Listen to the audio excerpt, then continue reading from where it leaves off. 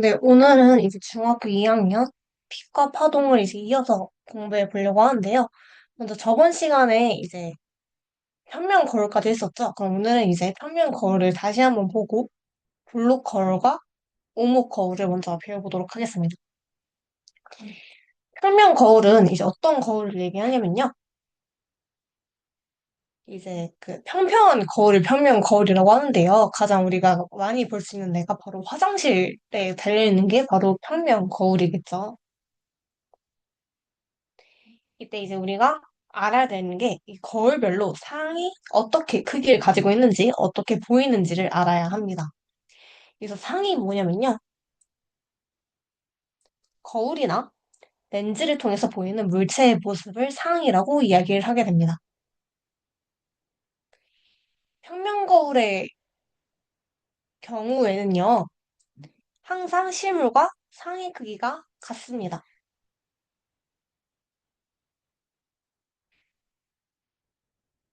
그래서 이제 거울에서 또 거울에서 실물까지의 거리와 거울에서 상까지의 거리가 같습니다. 그러니까 이 거울을 기준으로 물체와 비치는 상의 거리가 같다는 말인 거예요. 이게 왜 그러냐면요. 여기에 있는 이 그림을 기준으로 보겠습니다. 이 거울의 상이 어떻게 생기냐면요. 여기에 이제 물체가 있죠. 여기서는 화분이 주어졌네요.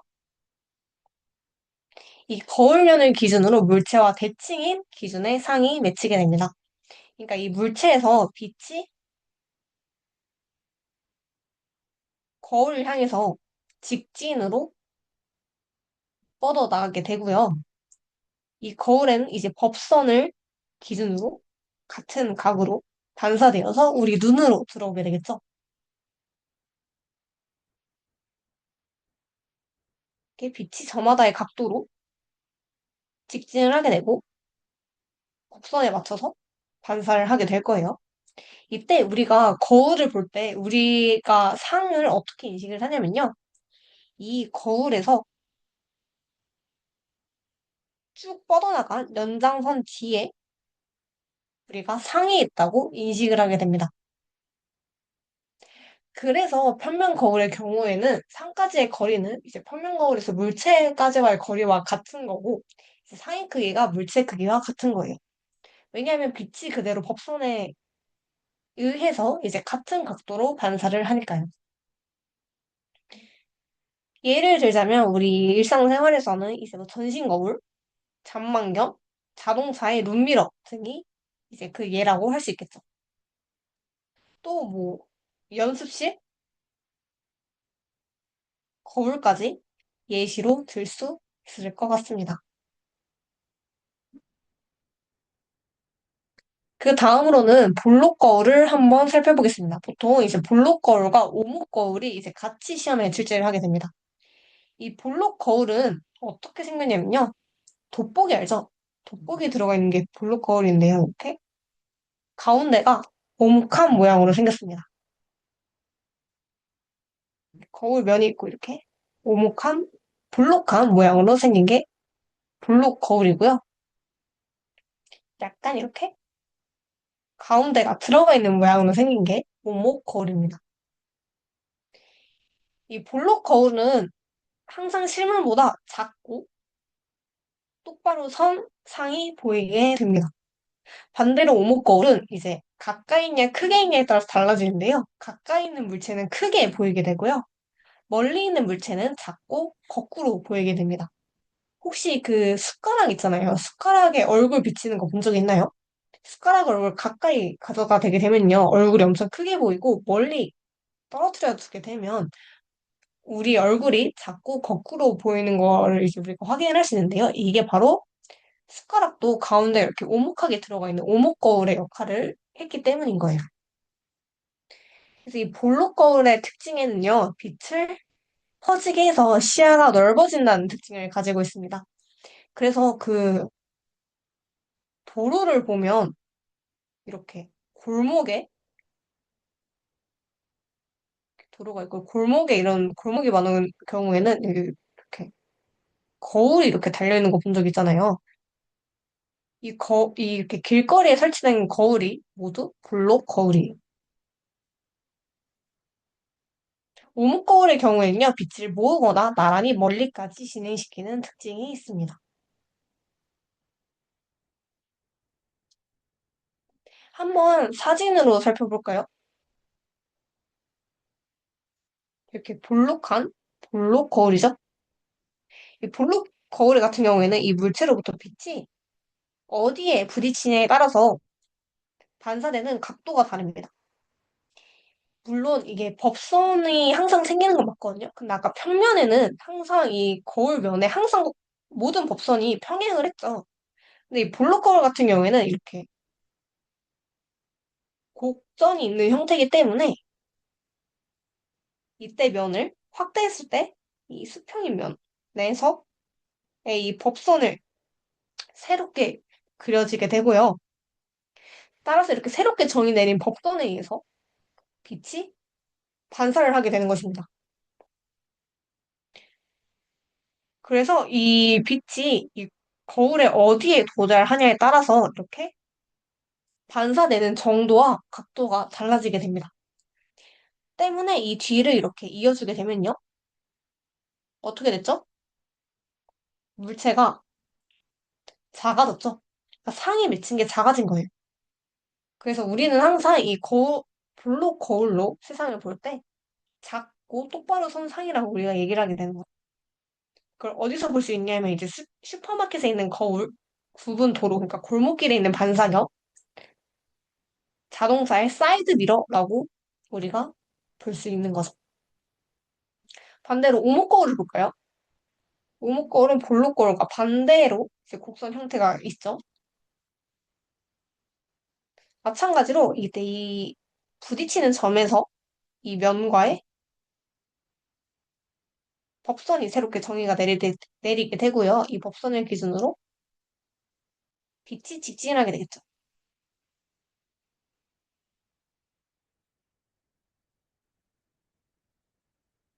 이게 이 여기에 있는 그림은 이제 물체를 가까이 가져다 댔을 때의 기준인데요.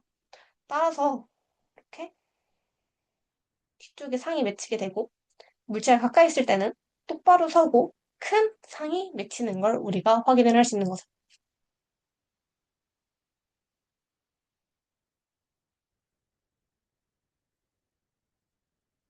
그래서 우리가 아 그것도 한번 살펴보겠습니다. 만약에 물체가 이렇게 뒤에 멀리 있다면 어떻게 될까요? 여기에는 마찬가지로 빛이 직진을 하게 될 거고요. 이 면을 기준으로 법선이 새롭게 내리게 되고 이 법선에 빛이 뻗어 나갈 거예요. 그리고 이 지점에서도 빛이 뻗어 오겠죠? 그게 되면 여기와 대칭으로 법선에 이제 같은 각으로 빠져 나갈 겁니다. 근데 이때 이렇게 빛이 겹치는 현상이 겹치게 되죠. 이렇게 이미 여기서 만났기 때문에 이 뒤는 이렇게 뻗어 나가도 만나지 않을 거예요. 그러니까 상이 이 뒤에 생길 수가 없는 거죠. 이런 경우에는 이제 우리가 아까 앞에서 얘기했듯이 멀리 있는 물체는 작고 거꾸로 보인다는 게 바로 이 이유 때문에 우리가 작고 거꾸로 보인다라고 생각을 하게 되는 거죠. 여기까지 괜찮을까요? 듣다가 이해 안 가는 거 있으면 바로 채팅으로 남겨주면 됩니다. 이 볼록 거울과 오목 거울을 잘 이해하는 게 매우 중요해요. 왜냐하면 이 뒤에는 바로 이 볼록 렌즈와 오목 렌즈가 나오게 되거든요. 이 거울과 렌즈의 차이점은요, 거울은 반사를 하는 거고, 렌즈는 통과를 한다는 차이점이 있습니다. 이어서 보겠습니다. 볼록 렌즈는 빛을 한 점에 모으는 특징을 가지고 있습니다. 그래서 빛이 굴절하게 되는데요. 빛이 굴절을 하게 되면서 이 가운데 한 점에 모이게 되는 거죠.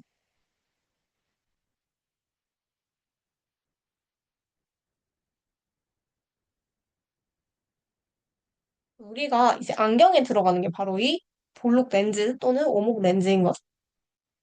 이 볼록 렌즈의 특징으로는 뭐가 있냐면요. 가까이 있는 물체는 크게, 멀리 있는 물체는 작고 거꾸로 보이게 됩니다. 아까 이 성질은 오목 거울에서 나타난 성질인데, 이 볼록 렌즈에서도 보이게 되죠.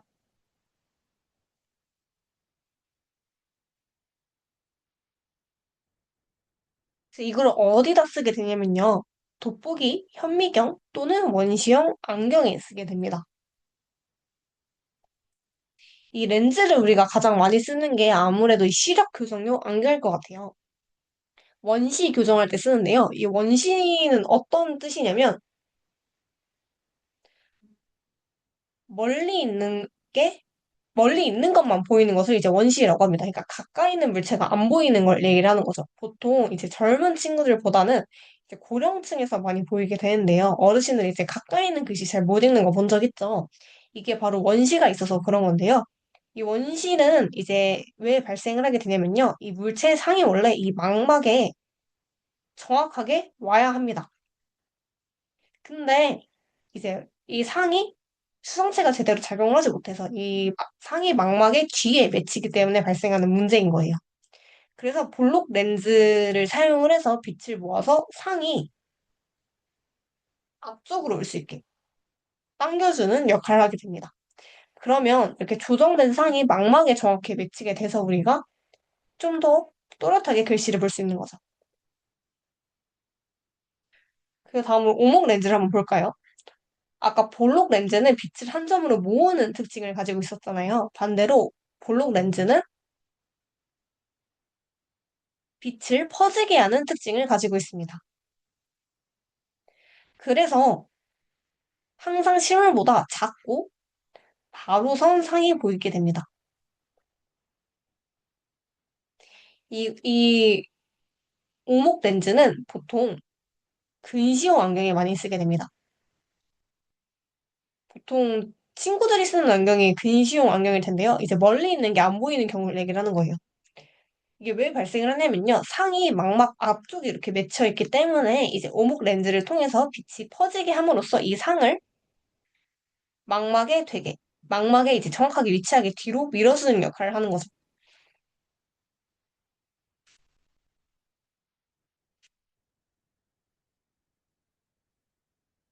여기까지 괜찮을까요?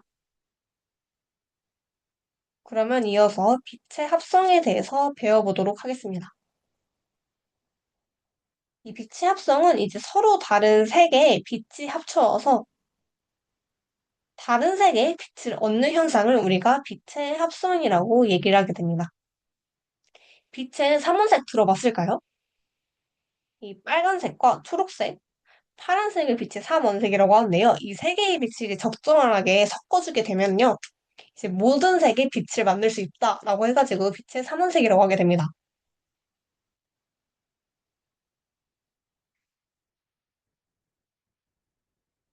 세계 삼원색이랑은 좀 다르죠. 세계 삼원색은 이제 물감을 섞을 때 그냥 미술 시간에 흔히 얘기하는 게 이제 세계 삼원색인데요. 그때는 이제 보통 자홍색과 노란색, 파란색을 이제 빛의 삼원색이라고 얘기를 하게 돼요. 근데 이 빛의 삼원색 같은 경우에는 노란색이 아니라 초록색이기 때문에 이거 헷갈리시면 안 됩니다. 그래서 몇 가지 예를 들어보자면요. 파란색 빛과 초록색 빛이 합쳐지면 노란색이 생기게 됩니다. 또 파란색 빛과 빨간색 빛이 합쳐지게 되면 이제 자홍색이 생기게 되고요. 초록색과 파란색이 합쳐지면 청록색, 빨간색과 초록색과 파란색, 그러니까 세 개가 모두 합쳐지게 된다면 흰색이 되게 됩니다.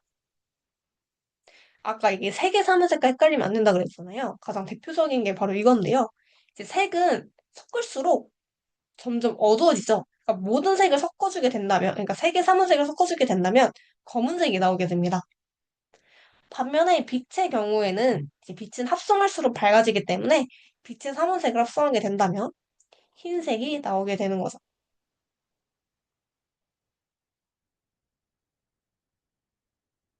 그래서 이 백색광이라는 게 있는데요. 이 백색광은 여러 가지의 색이 고르게 합성돼서 이제 흰색으로 보이는 빛을 백색광이라고 하게 됩니다. 이 백색 광을 이제 프리즘이라고 하는 이 삼각형으로 생긴 유리 조각이 있어요. 이 프리즘에 백색 광을 통과시키게 되면 이제 여러 가지 색깔로 나눠지게 되는데요. 이를 빛의 분산이라고 합니다. 이제 이 빛의 분산으로는 우리가 어떤 걸 확인할 수 있냐면요. 이제 햇빛과 같은 이제 백색 광은 여러 가지의 빛으로 이루어져 있구나. 또, 이루어져 있구나를 확인을 할 수 있습니다. 이 빛의 분산을 우리가 어디서 확인을 할 수 있냐면요. 이제 뭐 프리즘을 통과한 햇빛, 또 이제 CD 뒷면을 보면 이제 무지개가 가끔 생기거든요. 그때 있는 이제 무지개. 또 하늘에 있는 무지개도 우리가 프리즘이라고 할 수 있습니다.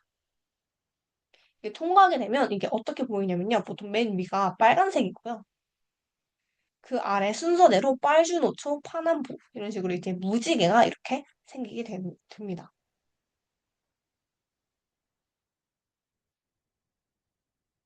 근데 아까 우리가 빛이 섞이면 물감과 같이 다른 색이 나온다 그랬잖아요. 그래서 우리가 이제 영상 장치, 그러니까 핸드폰이나 모니터 같은 데 보면요. 이제 수많은 화소로 이루어져 있거든요. 그래서 이 화소가 이제 각각 빨간색과 초록색, 파란색, 그러니까 빛의 삼원색으로 이루어져 있습니다.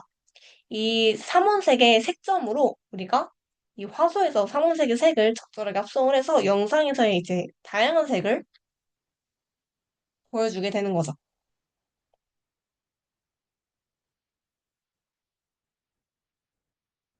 그 다음으로 이제 물체의 색입니다. 이제 우리가 물체의 색을 어떻게 인식을 하게 되냐면요. 이제 물체가 반사하는 빛이 그 색에 반사하는 빛의 색이 우리가 그 물체의 색이라고 인식을 하게 되는데요. 이제 햇빛과 같은 백색광을 물체에 비추게 되면요. 이제 물체는 일부 색의 빛을 흡수하고 나머지 색은 이제 반사를 하게 됩니다. 이 반사된 빛이 우리 눈에 들어오기 때문에 우리는 그 물체가 반사되는 빛의 색이라고 인식을 하게 되는 거죠.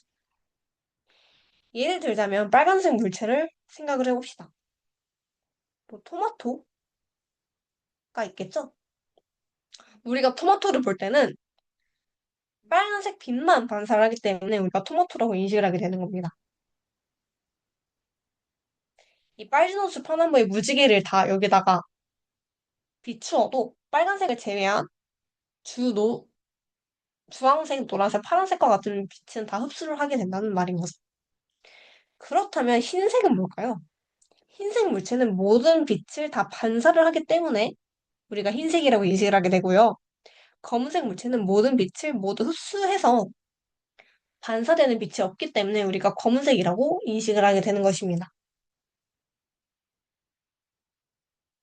그래서 이제 햇빛 아래 흰색 옷을 입고 있으면 좀 덜 덥다고 하죠. 이게 바로 흰색이 모든 빛을 반사하기 때문에 열을 좀 덜 받아서 그래요.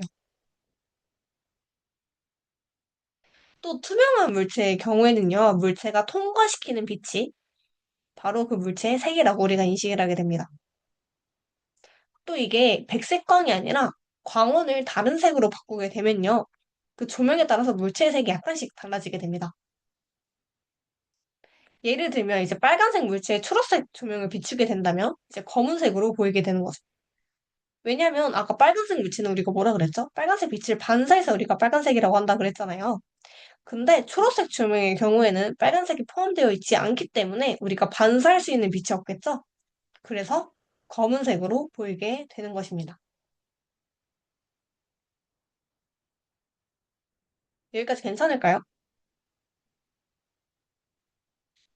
네, 그러면 그 다음에 파동으로 나가보도록 하겠습니다. 이게 파동은 뭐냐면요. 한 곳에서 생긴 진동이 주위로 퍼져나가는 것을 파동이라고 하게 됩니다.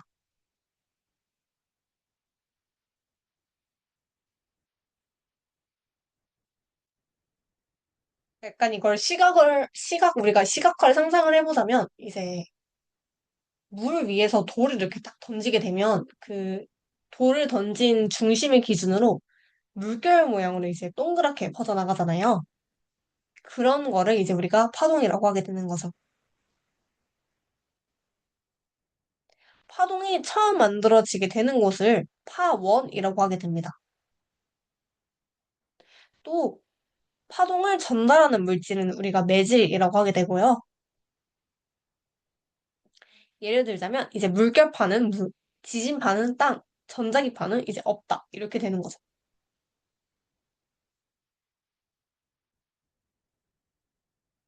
또 이게 여기에는 안 써 있는데 한번 추가로 써줄까요?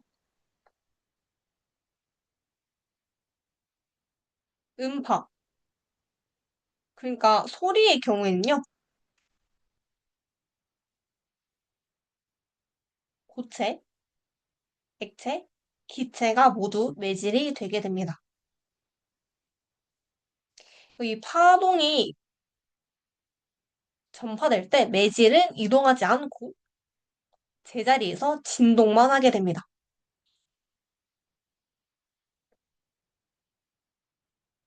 이게 이제 우리 눈에 움직이는 것처럼 보이니까 이게 흔히 오해를 하게 되는데요. 이게 무슨 말이냐면요. 물이 있다고 생각해 보세요. 여기 이제 연못이 있고요. 그 위에 나뭇잎이 하나 이렇게 떠 있습니다. 그 옆에 돌을 던져가지고 여기를 중심을 이렇게 파원이 생겨서 출렁출렁하고 이렇게 나가게 돼도요. 이 나뭇잎은 위치가 변하지 않는다는 얘기예요.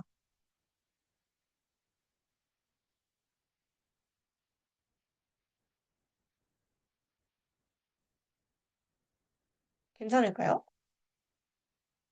그러면 이제 우리가 파동을 어떻게 표현하는지 살펴보도록 하겠습니다. 우리가 알아야 되는 용어가 몇 가지가 있습니다. 이제 여기 있는 게 이제 파동의 모형인데요. 익숙하죠?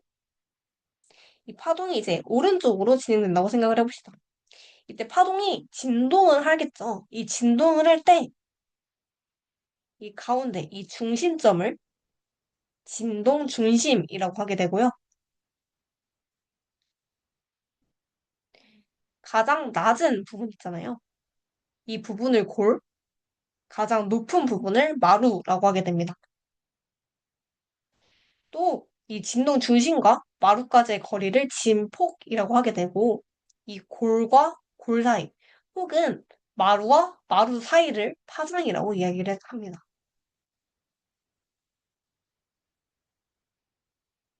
또 주기라는 개념이 있습니다.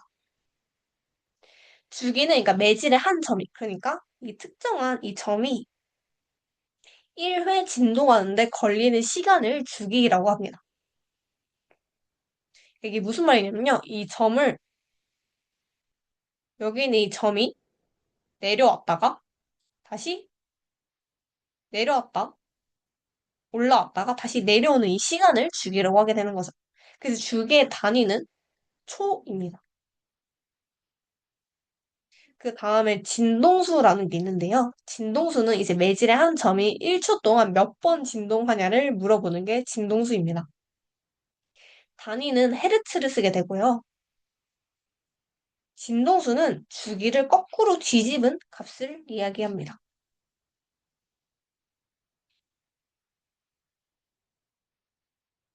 예를 들면 주기가 50초라고 하면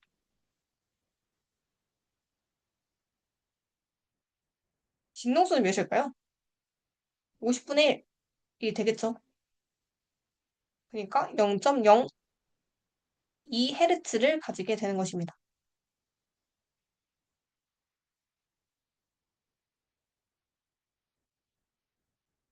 그리고 파동의 속력까지 추가로 볼게요.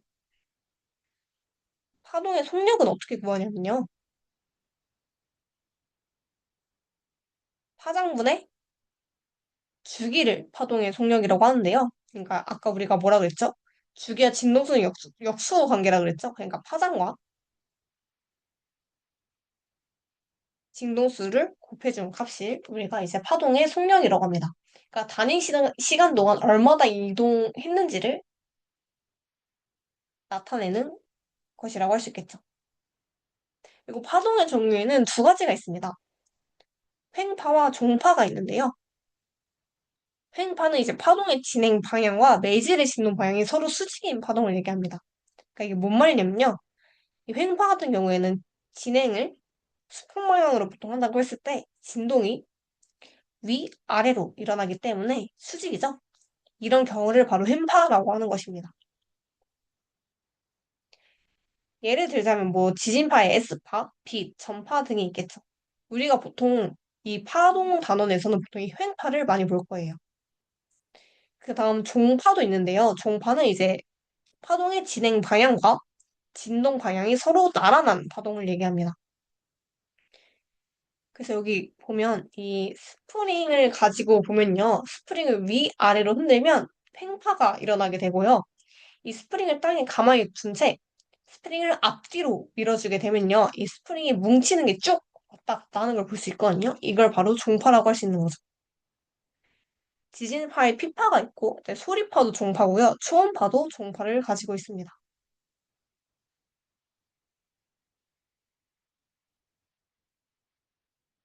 파동은 이제 반사를 하는 성질을 가지고 있습니다.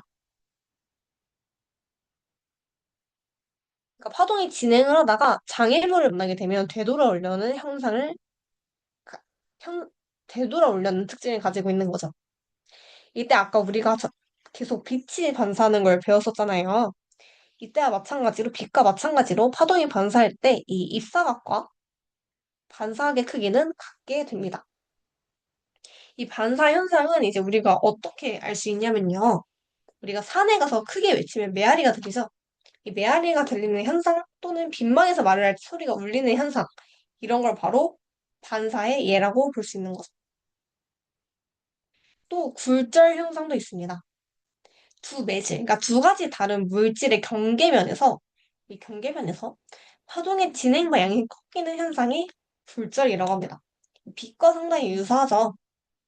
이 굴절의 원인은 빛의 굴절과 마찬가지로 파동의 진행 속력이 다르기 때문에 발생을 하게 됩니다. 그래서 속력이 느린 쪽으로 굴절을 하게 됩니다. 예로는 이제 파도가 해안선과 나란하게 들어온다. 도 있고요. 또 밤에는 낮보다 멀리 떨어진 곳에서 나는 소리도 잘 들리는 이런 게 바로 굴절 현상의 예라고 할 수 있겠네요.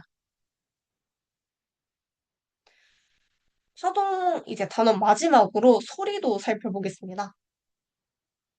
이제 소리는 음파라고도 하는데요. 이제 물체의 진동에 의해서 만들어지게 되고요. 이 물체의 진동이 공기와 같은 매질을 통해서 우리 귀에 전달되는 파동을 바로 이 소리라고 하게 됩니다.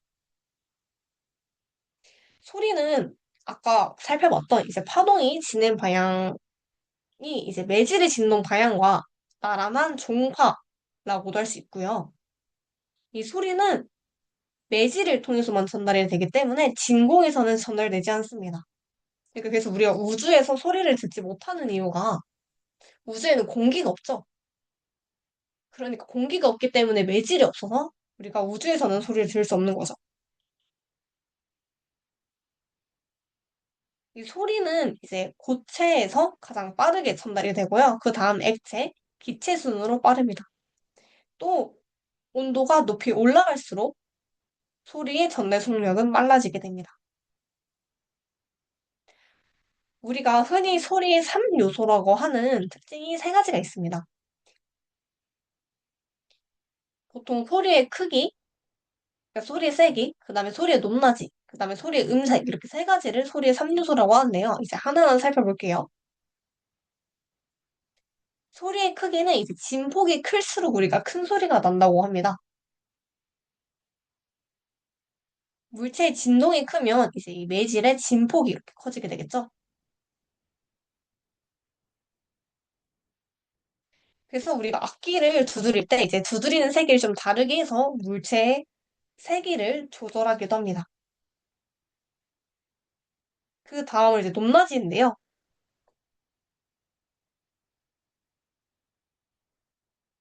이제 소리의 높낮이는 이제 진동수와 관계가 있습니다. 그래서 진동수가 클수록 그러니까 더 많이 진동을 할수록 높은 소리가 나게 되는 거죠.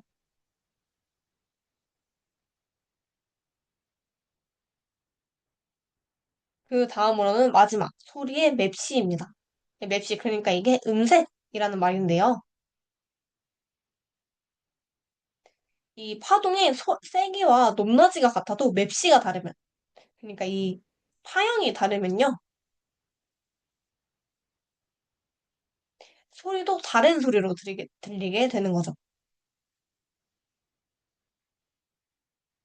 여기 보면 이 진폭도 같고 진동수도 같죠. 하지만 이 파형의 개형이 다르기 때문에 우리가 음색이 다르다라고 인식을 하게 되는 것입니다. 네, 여기까지 이렇게 파동 단원 맞춰봤는데요. 이 단원은 이제 가장 중요한 게 거울 구분 잘 하셔야 됩니다. 이 항의 크기 잘 외워주셔야 돼요.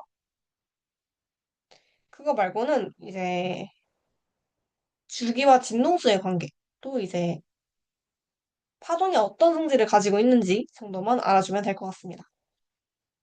네, 그 다음으로는 이제 다음 시간에 배울 물질의 구성을 잠깐만 살펴보려고 합니다. 다음 주부터 이제 원소, 그러니까 화학적인 걸 조금 배워볼 건데요. 원소라는 거 잠깐만 짚고 넘어가 볼게요. 이 원소는 이제 더 이상 다른 종류의 물질로 구분되지 않는, 그러니까 물질을 이루는 기본 성분을 우리가 원소라고 하게 됩니다. 현재까지 약 110여 종, 그러니까 110개 정도의 원소가 알려져 있고요. 이게 꼭 자연에서만 찾을 수 있는 게 아니라 현재 실험실 같은 인공적인 방법으로도 만들 수 있습니다. 그래서 종류에 따라서 각 종류의 원소의 특성이 다릅니다. 이 원소를 우리가 좀 더 잘 알 수 있도록 이름표를 지어줬습니다.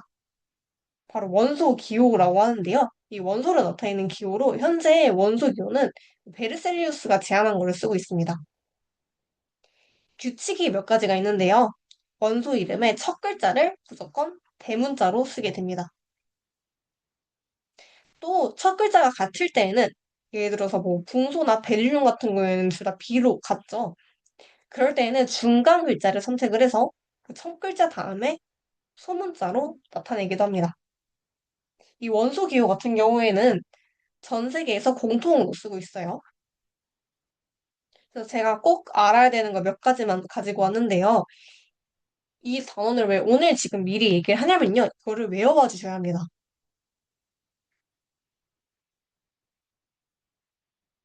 이거를 암기하지 않으면 그 다음 단원의 문제를 풀 수가 없어요. 그래서 지금 한번 간략하게 보고 다음 시간까지 외워와 주면 될 것 같습니다. 볼까요? 수소는 영어로 헬륨이라고 하거든요. 그래서 헬륨의 대문자 H를 쓰게 됩니다. 또 산소는 O, E는 P, 물이 CU. 이게 우리나라가 사실 영어권 국가 아니잖아요. 그렇다 보니까 약간 어려울 수도 있어요. 하지만 이거 계속 보다 보면 익숙해지거든요. 그러니까 꼭 외워주면 될 것 같습니다. 그 중에서 반드시 알아야 되는 거거든요. 이거 물론 다 외워야 해요. 하지만 특히 헷갈리면 안 되는 게 바로 이 수소와 산소, 헬륨, 리튬, 탄소, 질소, 마그네슘, 나트륨, 네온. 네온은 빼겠습니다. 염소, 칼륨, 칼슘, 철, 수은, 은, 구리. 이거는 이제 반드시 외워줘야 되고요. 이게 나머지 뭐 플루오린, 뭐 네온 이런 것도 다 외워와 주셔야 돼요. 그럼 우리 이제 다음 시간에 이거 다 외우고 만나는 걸로 하겠습니다. 지금 34분이라 10문제를 다 풀이를 하진 못할 것 같거든요. 그래서 음, 홀수 문제만 5분간 풀고 40분에 만나도록 하겠습니다. 홀수 문제만 풀어오면 돼요.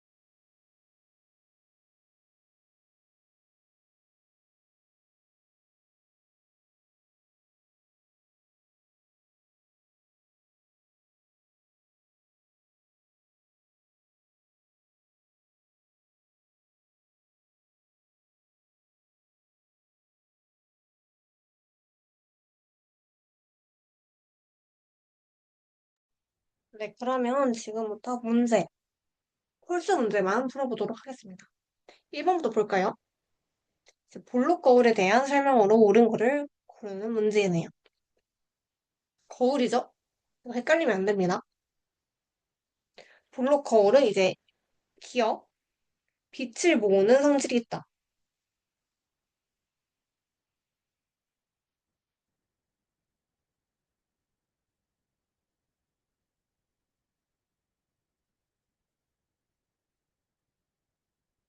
그다음 기억, 빛을 모으는 성질이 있다.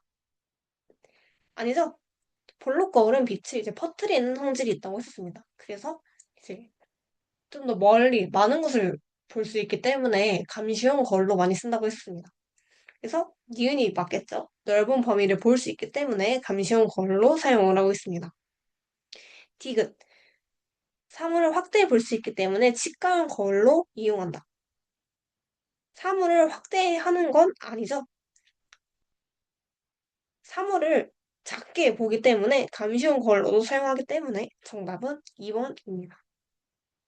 그 다음 3번 보겠습니다. 3번에 이제 가와 나에 대한 설명으로 옳은 거를 고르는 문제네요. 보면 빛이 통과를 하고 있죠. 그러니까 이거는 렌즈에 관한 문제고요. 가는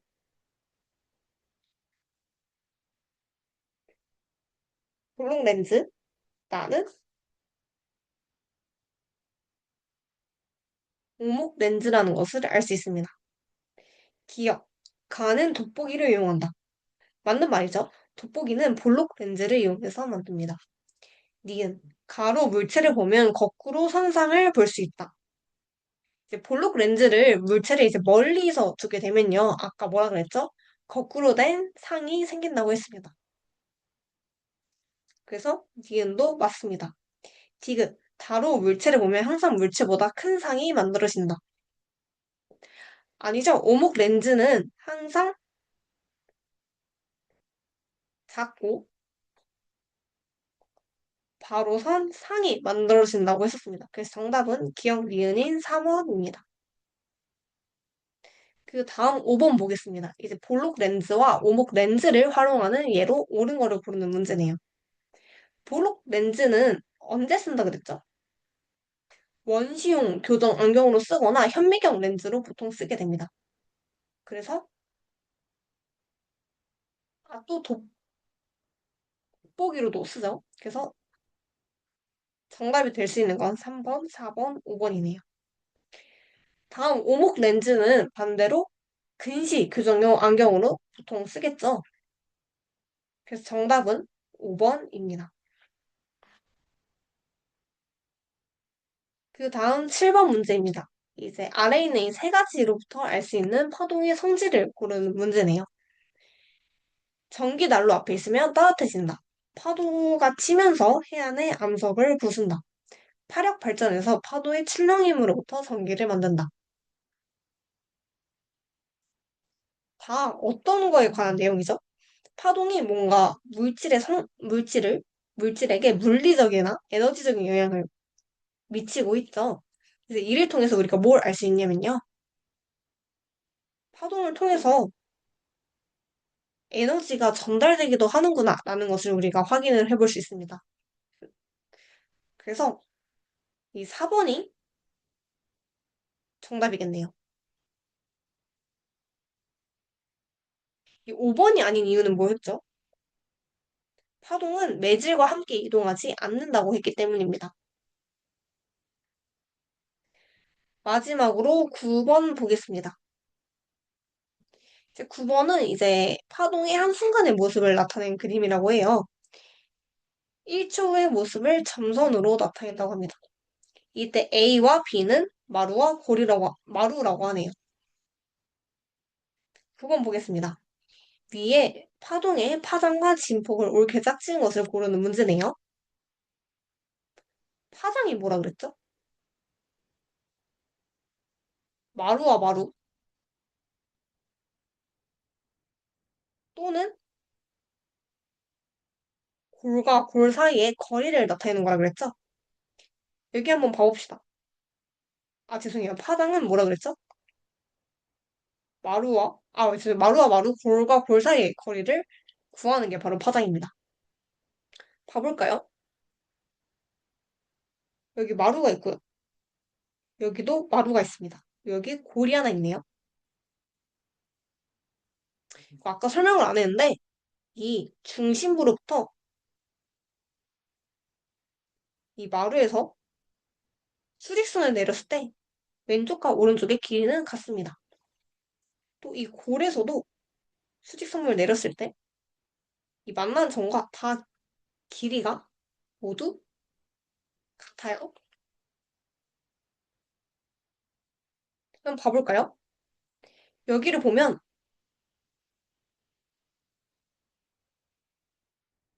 파동이 한 번 진행이 됐고요. 또 한 번하고 반번이 진행이 됐죠. 그러니까 1.5번이 진행된 파동이라고 볼 수 있는 거예요. 근데 파장은 한 번 진행될 때 파동이 길이죠. 따라서 1.5번 냈을 때 1.5m이기 때문에 한 번 진행됐을 때는 1m가 정답인 겁니다. 그 다음 진폭 구해볼까요? 진폭은 이 중심에서, 그러니까 파동의 마루와 골의 중심에서 마루까지의 거리, 이 골까지의 거리를 우리가 진폭이라고 한다고 했었습니다. 보면 둘 다 0.3으로 같은 걸 볼 수 있겠네요. 그 정답은 1번입니다. 네, 그러면 이로써 오늘 2회차 수업이 끝났는데요. 오늘 그 수업 시간에 못 푼 문제, 짝수 문제 꼭 빼먹지 말고 풀어주고, 그 다음에 까먹기 전에 다시 문제 한번 복습하면 좋을 것 같습니다. 그리고 꼭 원소 기호 외워와 주시길 바랍니다. 그러면 오늘 수업 여기서 마치도록 하겠습니다. 수고하셨습니다.